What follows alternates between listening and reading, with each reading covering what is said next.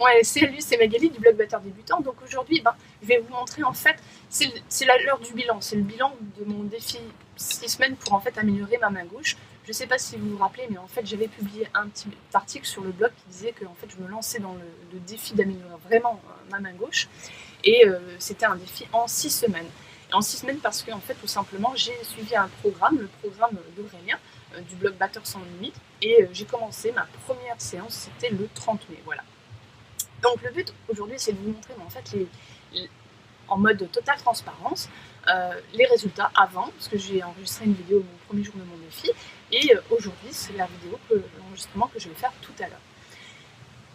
L'idée derrière ce programme, c'est vraiment de voir les effets d'une pratique régulière, quotidienne, quasiment quotidienne, pendant 5 jours par semaine et pendant 6 semaines. Et là, de voir comment, comment j'ai progressé. Donc, pour rappel, voilà en fait de là où je pars.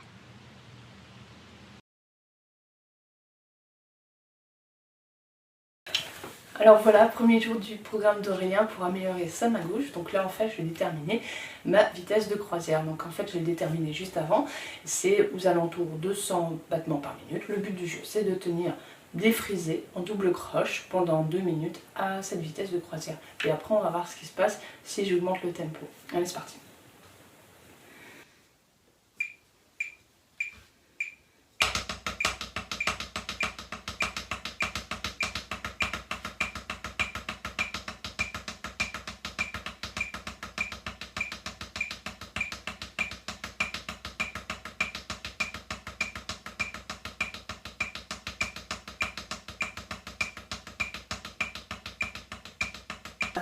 Donc là maintenant, je veux monter le tempo, je vais le mettre à 120 et puis on va voir ce que ça donne.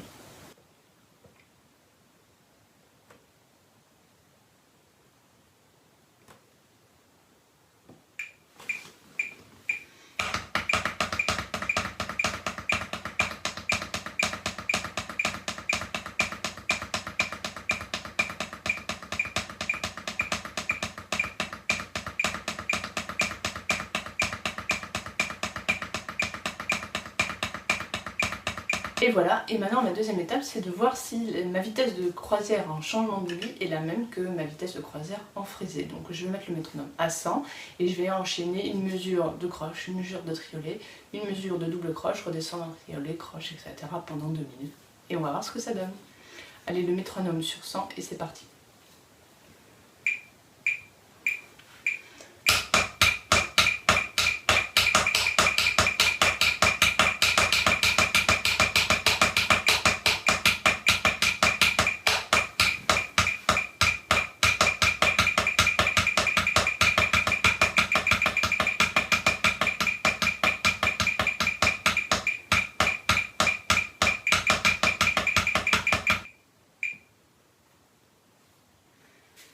Bon, on va essayer 90.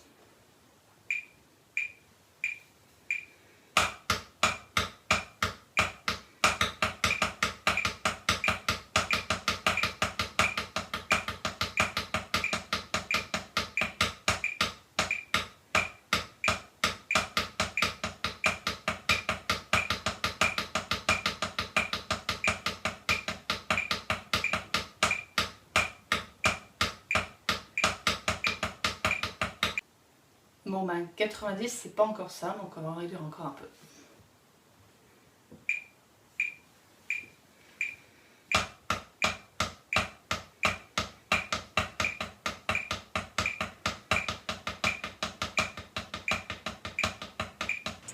Donc voilà, alors là les vitesses de croisière, donc les vitesses de départ, de référence, de base, celles qui vont nous servir à savoir si j'ai progressé ou pas. Donc ces vitesses de croisière à 100 à la noire en fait en double croche, en frisé, et de 87 à la noire, 85 à la noire, donc en changement de débit. Alors, comment j'ai travaillé ce programme? En fait, j'ai suivi la structure du programme. Le programme, il est divisé en fait en 4 thèmes.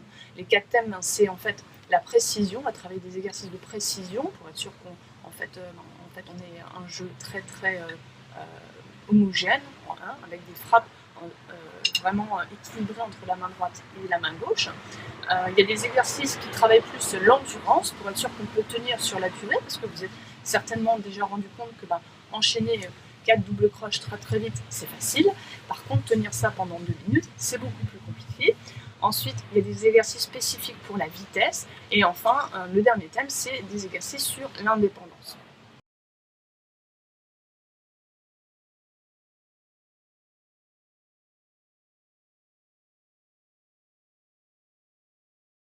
Bon, voilà, c'est le moment de vérité. Mon métronome sur 120 et on va voir ce que ça donne.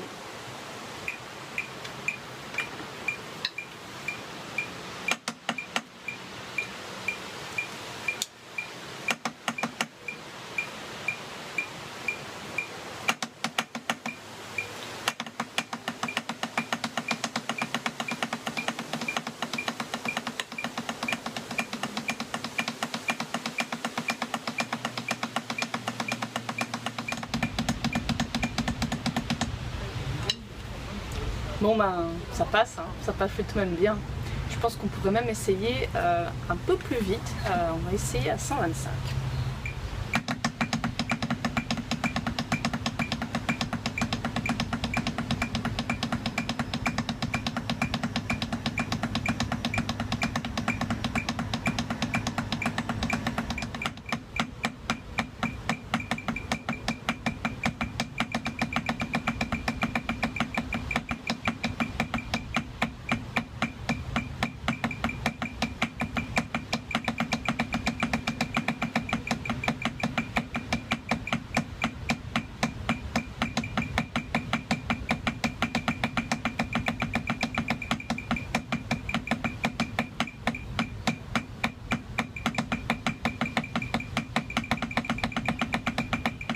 Alors voilà, je suis assez contente en fait.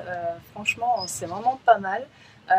J'ai une vitesse maintenant de croisière de 120 en double croche en frisé. Je suis partie de 100, donc ça marche même jusqu'à 125. Donc ça fait 25% d'augmentation. Je suis assez contente.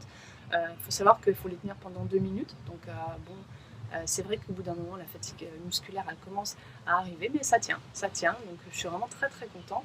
Et en double, en vitesse de croisière avec changement de débit, on est à 120. 120, c'est presque 125. C'est-à-dire que j'ai vraiment amélioré mes transitions de débit et je suis presque à l'équilibre entre, on va dire, une vitesse de croisière en débit fixe et en changement de débit. Donc là, c'est vraiment un super plus, c'est vraiment une amélioration vraiment géniale. Donc, en fait, comme je le disais tout à l'heure, avant l'exercice, avant le test, j'ai dû adapter en fait le programme un petit peu à mon emploi du temps. En fait, on en a discuté avec Aurélien. Je lui ai dit, écoute, Aurélien, je préfère être franche avec toi. Je ne pense pas pouvoir sécuriser 5 jours par semaine, une demi-heure dans mon emploi du temps dédié à la batterie. Ce que je peux faire, par contre, c'est que je peux essayer de faire des blocs de faire un exercice à la fois. Je vais en faire un le matin, un sur la pause déjeuner et un le soir quand mon fils est couché.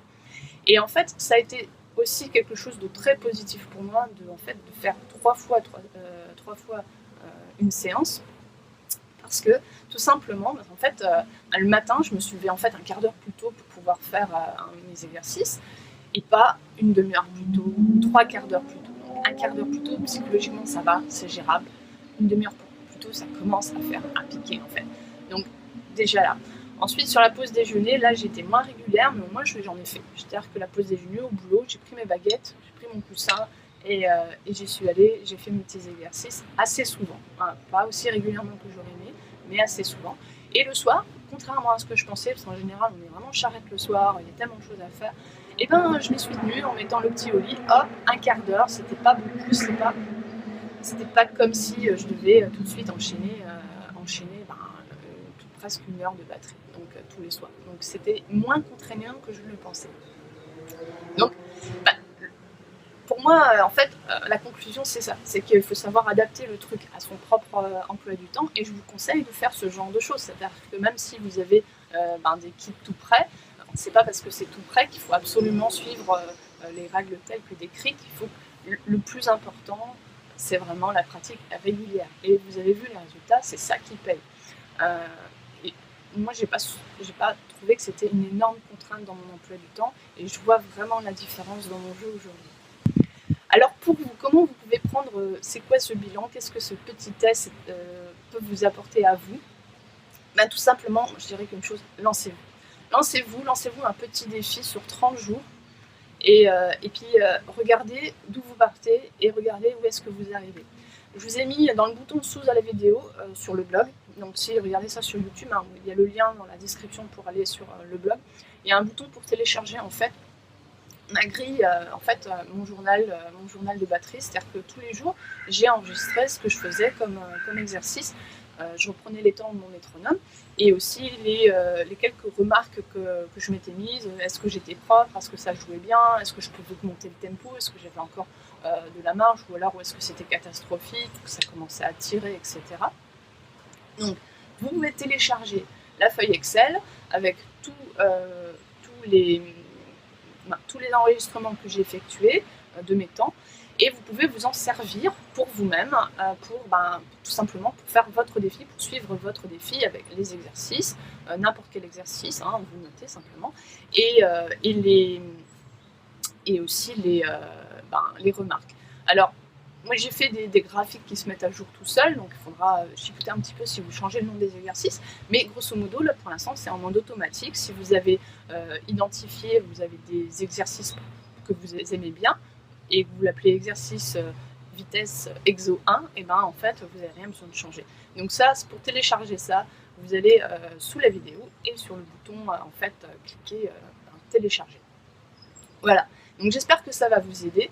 Et si en fait le travail, si vous êtes vraiment embêté par votre main faible et que vous avez vraiment envie de progresser, en fait j'ai eu Aurélien du programme Travailler sa main faible au téléphone il y a quelques jours. C'était avant l'enregistrement de cette vidéo, donc il ne connaît pas les résultats de mon défi.